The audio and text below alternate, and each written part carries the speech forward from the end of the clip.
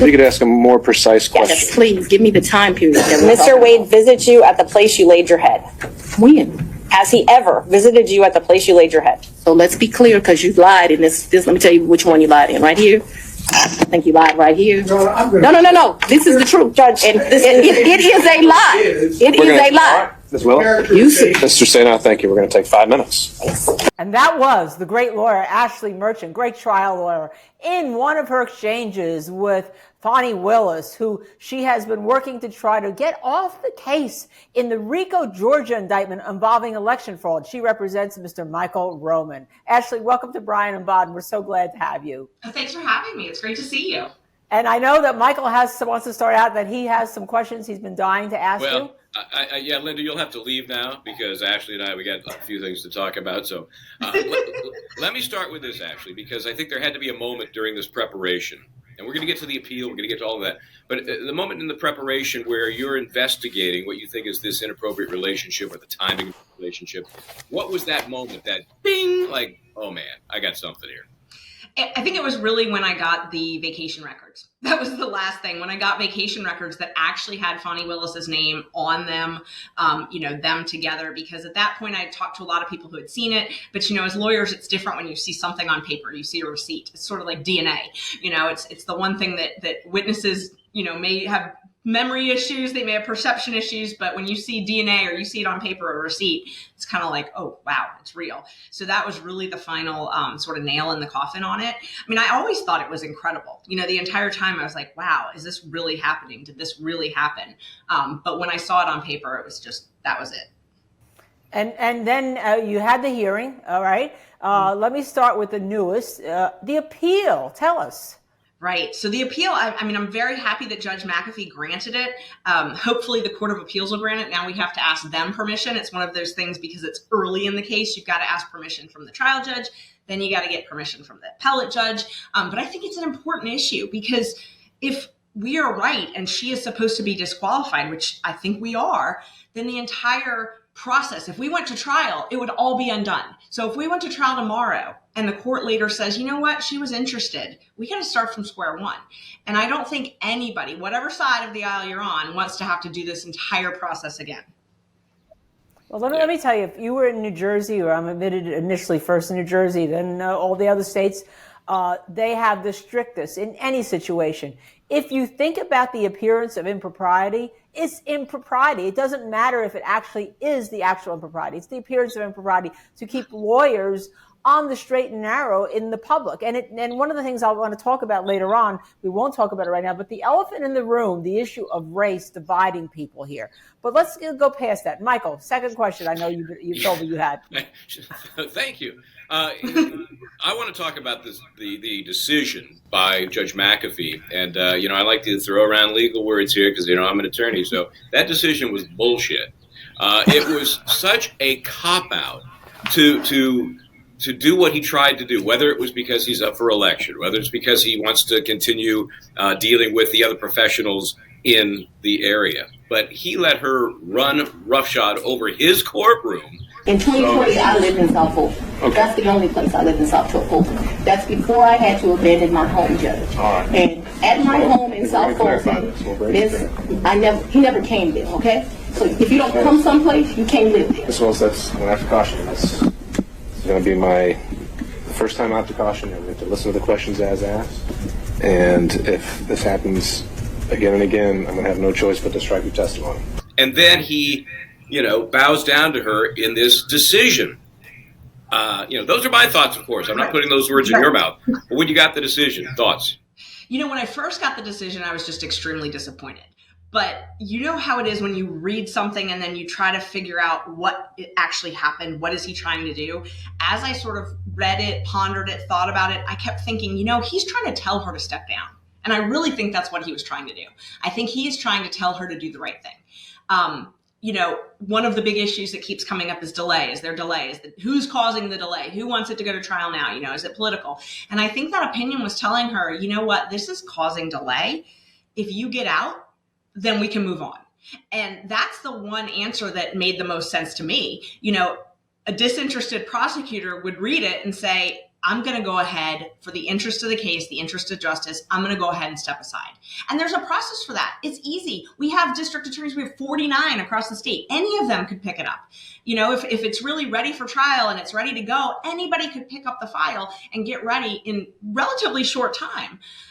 The fact that she didn't want to step aside, I think, is telling about how interested she is. But I really do think that that's what the judge was telling her in that. Yeah, there's no doubt. I've tried and convicted her of first-degree arrogance, so there was no way she was ever going to step aside. Okay, I'm sorry, Linda, go ahead. Well, no, but they're trying to get you off the case now on the basis that you once said nice things about Nathan Wade, and I think maybe nice things about Fani Willis when she was going to replace the previous district prosecutor, district attorney. And for people that some states, as you know, has DAs, some have prosecutors in your county. Doesn't make any sense to me because that seems to me to enhance your credibility that you once thought well of them. Linda, I totally agree. I mean, I thought that it enhanced my credibility. The fact that I have supported them, I have known both of them for 20 years. And I supported both of them when they ran for office because I thought they were the better choice in the election. And, you know, a lot of times when we're voting, we're choosing between two people. There's no third door. We don't get to write in who we want. We're choosing between two folks. And I thought both of them were the most qualified candidates running at the time. I think that lends to my credibility, the fact that I knew them, the fact that I liked them and supported them. And I was compelled to bring this forward when I learned about it. I mean, I have a duty to my client to represent him. And when I learn about something that is disqualifying, when I learn about something that I truly believe influenced the decision to indict my client, and I think the big issue is, you know, my client was not recommended for indictment with the special purpose grand jury. Oh, I didn't know that. Yes, he is the only one that the special purpose grand jury did not recommend, but was added later on to the indictment. So, you know, we have even a stronger argument than everyone else that we need a disinterested prosecutor because why is my client added to this indictment later on when he wasn't even originally investigated? How did you feel about the fact that you had to go investigate? Because I know you do something like I would do, investigate the matrimonial files, see if you can find any issues that would have propped up based on hearsay or rumors or maybe some inside information or information that you had gotten. How did you feel about that on a personal matter? I felt sick to my stomach. I mean, honestly, I just felt sick to my stomach. I was very disappointed. I was angry also that they did this. You know, this is an important case for everyone, no matter what side you're on. It's a very important case. It's a case that if you're going to take, you've got to make sure that you're above the law. And so I was really disappointed. It just seemed really sloppy. And, you know, disappointed that I had to bring it. And I knew I had to bring it. And it's one of those things when you have this information, you have this in your file, you can't let it go. What you said was you won't sleep with people who work under you. Do you not consider Mr. Wade working under you? I consider Mr. Wade to be an agent. Agent? Yeah. An appointee is what I really think of him as. Your point, whatever Meredith has, Ms. Merchant, is on the record.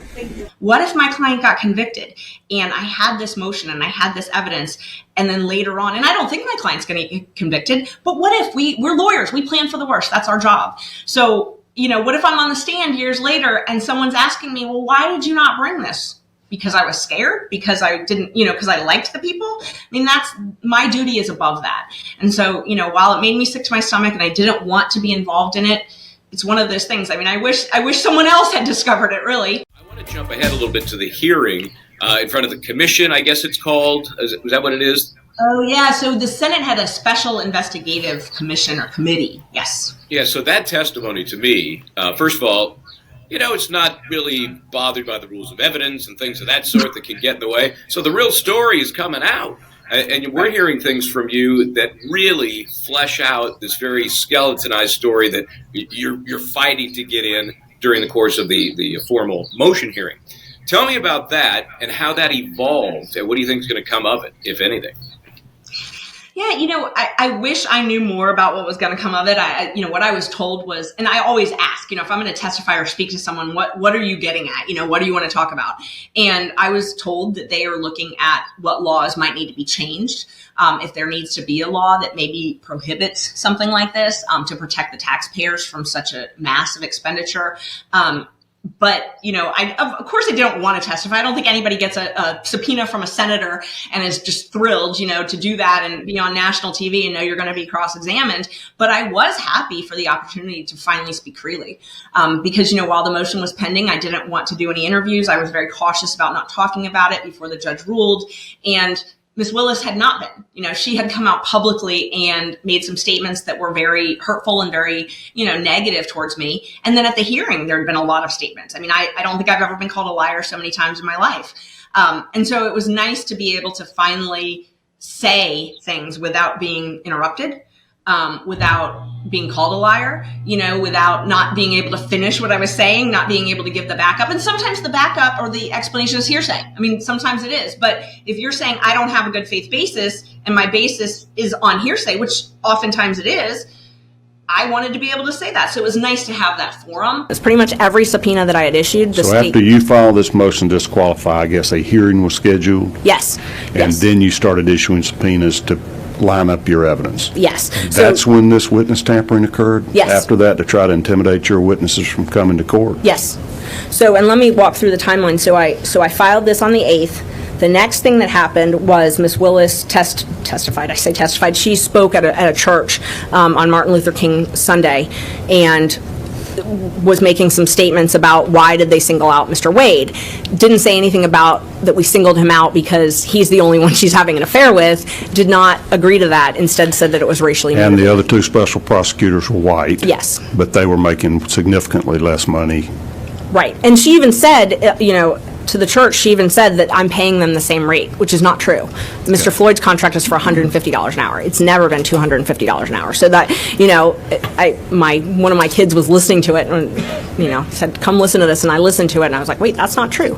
I hope personally that the expenditures are looked into because, that's a lot of money, and when you look at the vacations, they're acting like these vacations are nothing. But it's like $20,000 over the course of 6 or 7 months. That's a lot of vacation money. And the taxpayers of Fulton County, there's a lot of them who would love to be able to take a vacation like that.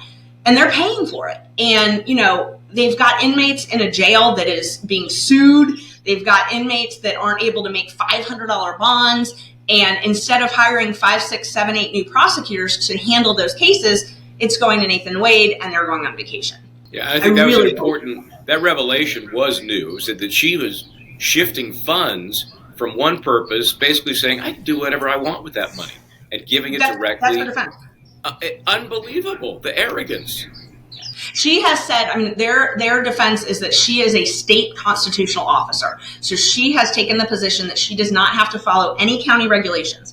And the county regulations say, you can't do this. They say it 10 different ways, you can't do this. She's saying that she doesn't have to ask the county for permission to use the county taxpayer money to do this. It's unbelievable. So I hope that, the law is already there. It's just, is someone going to make her actually follow it? So, that was what was interesting with the Senate. They were asking me, well, what law do we need to change? I said, you have the law. It just wasn't followed. So you just need you need someone who will hold her accountable for actually following the law that's already there. Well, you are involved now in this is a RICO case. It has a high-profile defendant, Trump, the former president. And my politics may be that, he should be convicted. I'm going to tell you all right now. So there's no...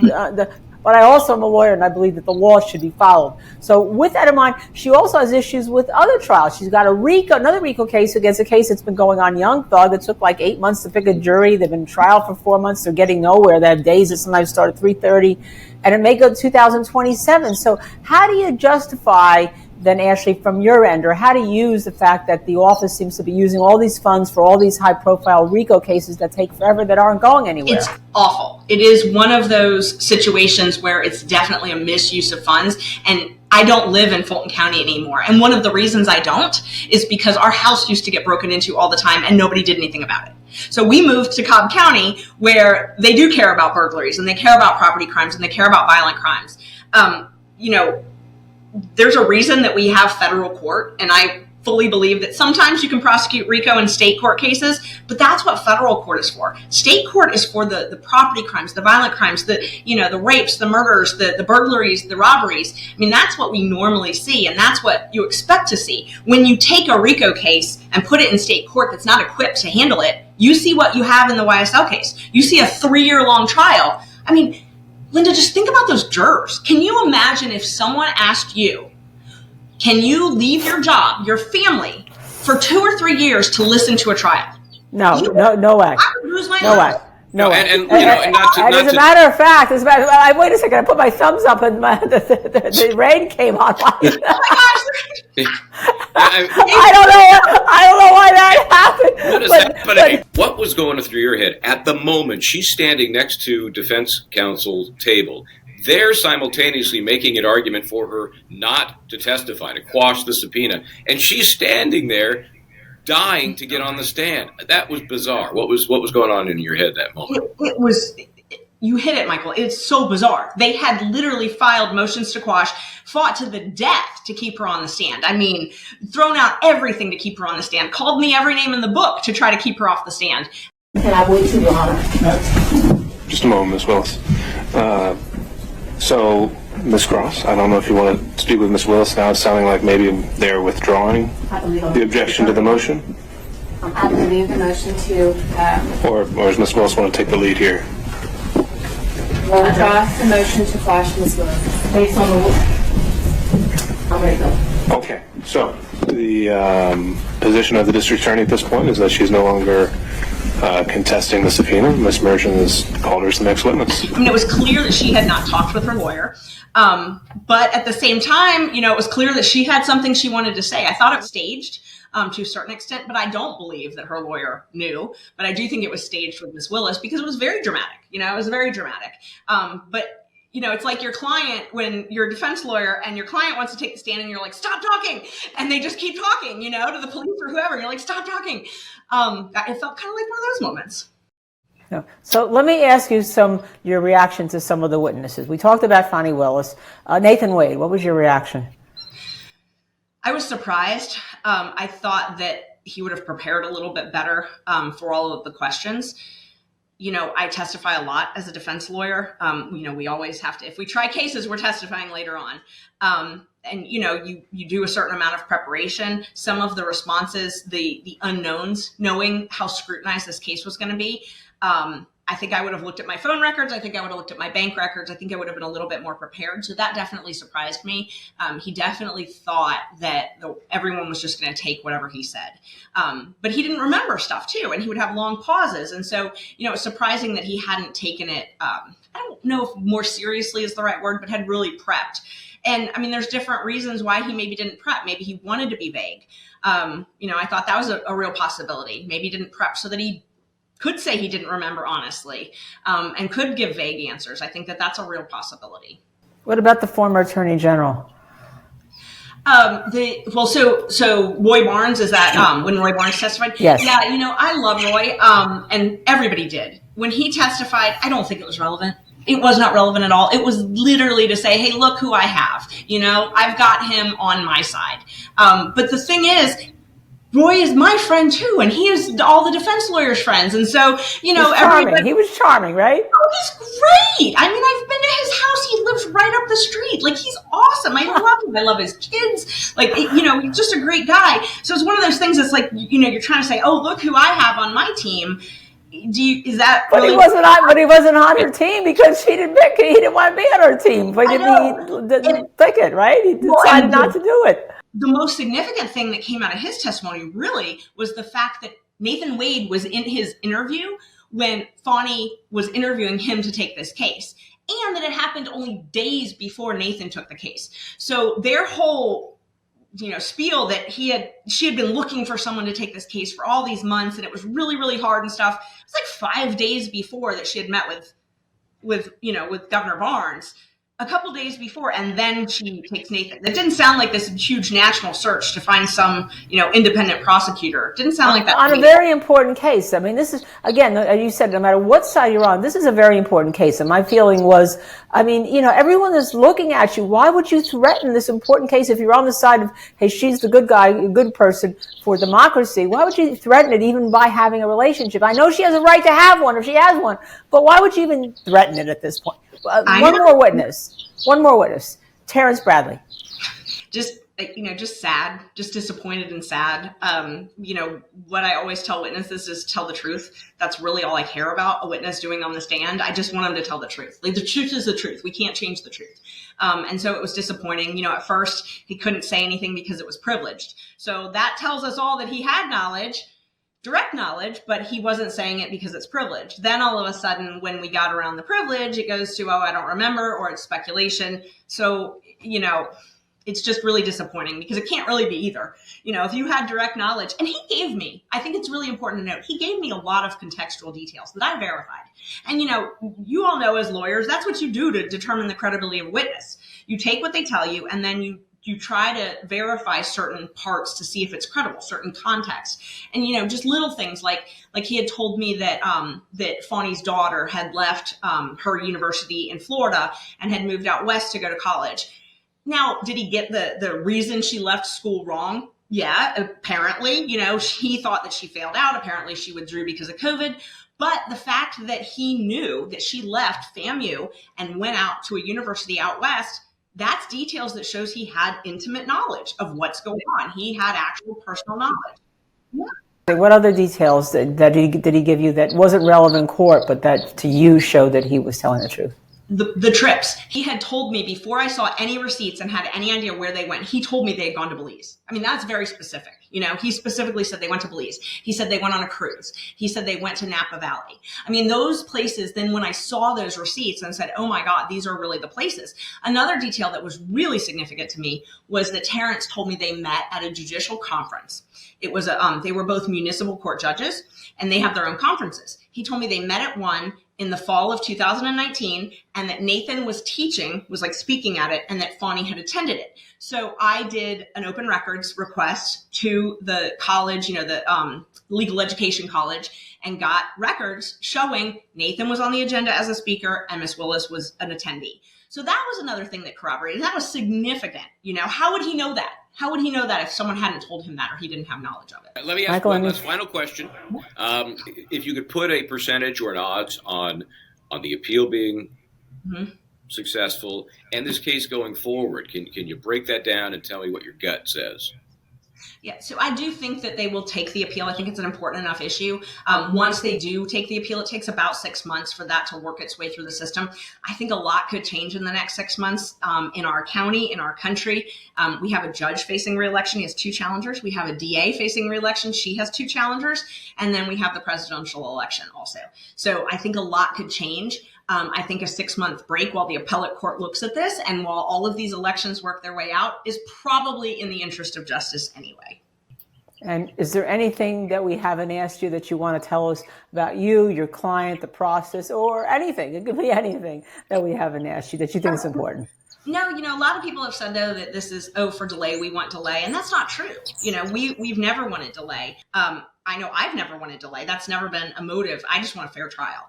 And nobody wants to try a case twice. So we want to make sure that we have a fair trial. We have a prosecutor who's not interested, doesn't have all of these issues. And, one thing that nobody's really talked about is think about what jury selection is going to look like now. You want to talk about delay.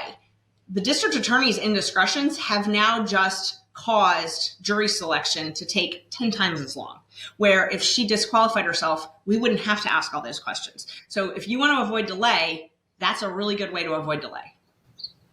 Ashley Merchant, we obviously thank you very much for your honesty, your professionalism, and no matter what side of the aisle you're on, this is a very important case to make sure that the legal system stays out of the politics in a matter and just looks to the facts and looks to a proper result of justice. Thank you so very much. Thank you. Fight the good fight, Ashley. Appreciate it. Thank you so much. I appreciate it.